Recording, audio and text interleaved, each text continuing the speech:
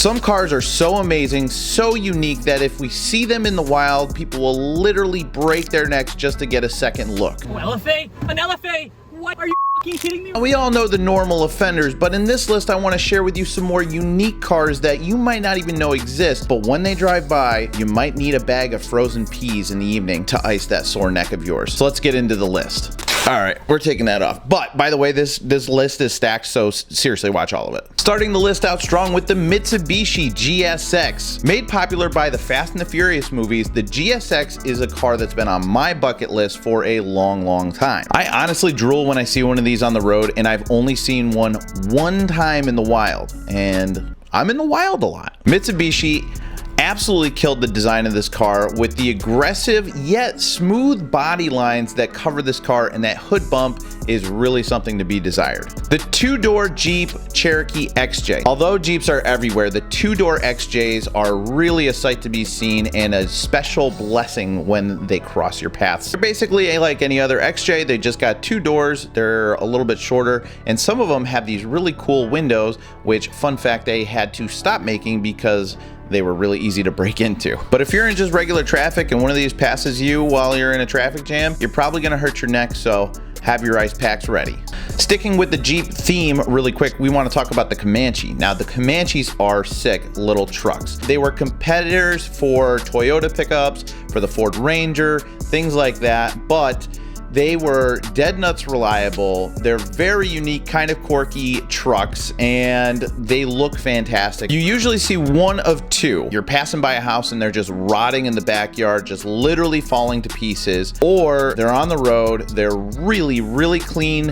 They're either stock really clean because somebody restored them or somebody modified them, and they look absolutely, I mean, just look at these. They're incredible. I don't see these out very often, but when I do, I definitely cannot stop watching until they drive all the way out of view. The Honda Prelude is a fan favorite. Now, I have kind of a theory as to why you don't see many. I think at the time, because they were a higher value than the Civic, than the Accords, than the Integras, I think those got bought up, and the Preludes were marketed as a sports car for the mature. So maybe Nana and Gampa aren't allowed to drive anymore, so maybe there's a bunch of Preludes just sitting in the garages waiting to be picked up, brought back to life. I would really love to see more of these on the street, especially the Gen 4s and Gen 5. I just can't stop looking at them.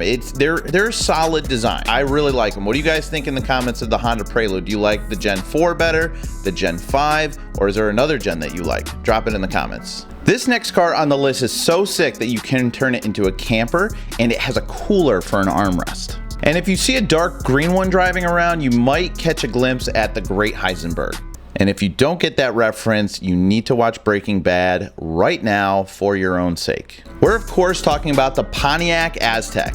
Now, this must be one of the weirdest cars that has ever been in production, and it's the weirdest one on the list for sure. And it looks super interesting with their design choices. The front end's kind of ugly, the rear end's kind of ugly, the side's kind of ugly, the underside's kind of ugly, the roof's kind of ugly, but it's an Aztec. I mean, you gotta love these things. They're just so weird. It doesn't have to be a very expensive car or a very like an exotic car to grab attention and break your neck.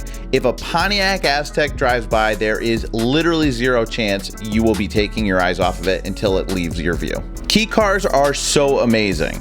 And I'll be doing a full video on different types of key cars, especially ones that you can get in the United States now. But for now, I'd just like to highlight the Suzuki Cappuccino. These baby Vipers are super cool with their small frame, their good looks, and turbocharged engines. They'll grab your attention and they'll absolutely keep it forever. Now, I have personally been able to be in one of these cars. I went with my good buddy Jay, and we picked one up from the port in New Jersey, and then we brought it home and we drove it around the back roads until the clutch gave out. And honestly, it was so much fun. We were two big dudes, we did fit, and zipping around the back roads felt like a go-kart. It was just so much fun, and they're just so unique. They steal the show wherever they go, whether they're at a track, whether they're at a show, whether they're just going to get some groceries, which they could probably only fit like 2 packages of gummy bears. But they are hilariously fun and super cool to look at. That's why they're a neck breaker. The Mercedes-AMG Gullwing is an absolute stealth machine when it's amongst its peers. Just a higher echelon of cars, I guess you would say. But when it's out by itself, when you're just out on a Tuesday night, walking down the road with your lady and you see one drive by, oh my gosh, for me, I can't take my eyes off of it, especially if you catch it like pulling into a driveway. You gotta stop and wait for them to get out of the car so you can see those incredible gullwing doors open up. It's just a fantastic car to look at. It's total eye candy, and that is why it's on the neck breaker list. Do you guys agree? The Toyota 2000 GT is one of my absolute holy grails of a car to even just be in the presence of. I have yet to see one. I've never seen one in real life, and I hope that I do. If anybody in Connecticut has one or knows of somebody and I can just be in its presence, shoot me a DM, please. I beg you. This is a car that if it drove by me, I would not only look at it, I would break away from my wife, run down the road, try and catch him at an intersection, grab a picture, introduce myself to the driver, and completely fangirl over this thing shamelessly. Like I wouldn't even be ashamed. I'd just be awestruck. Like picture a 14-year-old girl at a Taylor Swift concert. That would be me on a random road. The Volkswagen Rabbit pickup is such a cool little truck. It's got these awesome 80s designs, like the sharp nose and the really cool colors. They have really bright colors, and I absolutely love their vibe. And actually, now that I'm looking at this list, there are a few trucks on here, and I had more that I wanted to put on, but I'm realizing that I should probably do a unique truck video or something like that. Would you guys want to see that? Drop it in the comments, because there's a bunch here, and the Volkswagen Rabbit stayed on this list because every single time you see one, at least for me, I can't stop looking at it. I have to take a double take. If I see it right away, I'm staring at it until I can't stare at it anymore. Now let's talk about the Datsun 240Z. Now this one is my attainable goal car next. Like the next big car that I'm gonna purchase for myself to keep on the channel will be a Datsun of some kind, probably a 240 or a 260, 280, something like that. But these cars are absolutely timeless in their design, with the sweeping hood, the swooping back, whether you keep it stock or you heavily modify it or just, you know, put some over fenders on it, they just look incredible. And I'm absolutely tickled that more people are saving these cars, because if you know Datsuns means rust and rusty floorboards and all sorts of rusty things, but there are patch kits for everything and a lot of motivated hobbyists that are bringing these cars back from the dead.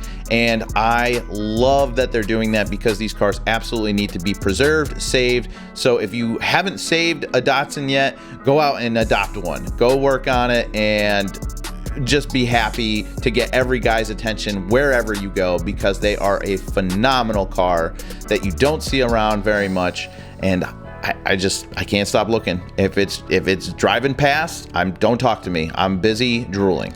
Old Mini Coopers are just super cool. I mean, they are basically the key cars of Europe, and they are timeless in their design, super simple. I love the little bulgy headlights. I love the colors they come in. I love that their size is just tiny. And if you're thinking about a regular Mini Cooper, I mean, these older Mini Coopers are like half the size. They are literal clown cars, and I absolutely love them.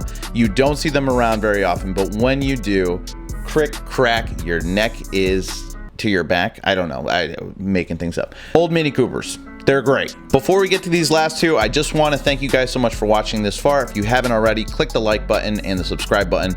We're getting right along with the list. This one you will probably hear before you see, because of its absolutely iconic sound. The glorious note of the Lexus LFA.